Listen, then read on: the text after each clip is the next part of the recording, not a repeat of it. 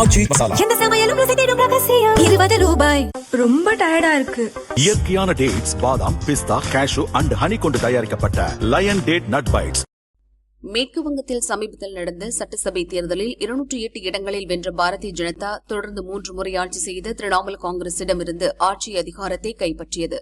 தேர்தல் தோல்வியால் மம்தா தலைமையிலான திரிணாமுல் காங்கிரஸில் பிளவு ஏற்பட்டுள்ளது. திரிணாமுல் காங்கிரஸில் 80 எம்எல்ஏக்கள் உள்ள நிலையில் ரிடா பிரதா தலைமையில் 60 எம்எல்ஏக்கள் மம்தாவை எதிர்த்து தனி அணியாக செயல்படுகின்றனர். அதேபோல் 3 ராஜ்யசபா எம்பிக்கள் ராஜினாமா செய்துள்ள நிலையில் லோக்சபா எம்பிக்கள் 28 பேரில் 20 பேர் அக்கட்சியை விட்டு விலகி இந்திய தேசியவாத குடிமக்கள் கட்சியில் இணைந்துள்ளனர். எம்பி ககோலி கோஷ் தலைமையில் மேற்கு வங்கத்தைச் சேர்ந்த 20 எம்பிக்கள் நேற்று லோக்சபா சபாநாயகர் ஓம் பிர்லாவை சந்தித்தனர். அவர்கள் அனைவரும் திரிபுராவை மையமாக கொண்டு செயல்படும் NCBA கட்சியில் இணைந்துள்ளதாகவும் மத்தியில் ஆளும் தேஜா கூட்டணி அரசுக்கு ஆதரவளிப்பதாகவும் கடிதம் கொடுத்தனர். சட்டசபை தேர்தலில் திரிணாமுல் காங்கிரஸ் தோல்வியடைந்து ஆட்சியை இழந்ததுடன் பவானிபூர் தொகுதியில் மம்தாவே தோல்வியடைந்தார்.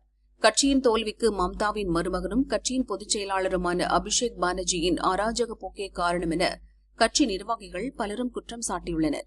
அபிஷேக் பானர்ஜி முக்கியமா, கட்சி நிர்வாகிகள் முக்கியமா என மம்தாதான் முடிவெடுக்க வேண்டுமென கட்சியின் மூத்த எம்பி கல்யாண் பானர்ஜி கேள்வி எழுப்பியுள்ளார். ஏற்கனவே திரிணாமுல் காங்கிரஸ் நிர்வாகிகள் பலர் பாரதிய ஜனதாவில் ஐக்கியமான நிலையில் அதிருப்தி எம்பிக்கள் 20 பேர் அதிகாரப்பூர்வமாக வேறொரு கட்சியில் இணைந்து அதற்கான கடிதத்தையும் சபாநாயகரிடம் வழங்கியுள்ளனர். இதனால் மேற்கு வங்கத்தில் மம்தாவின் சாம்ராஜ்யம் மிகப்பெரிய வீழ்ச்சியை சந்தித்துள்ளதாக உள்ளூர் அரசியலில் பேச்சு எழுந்துள்ளது.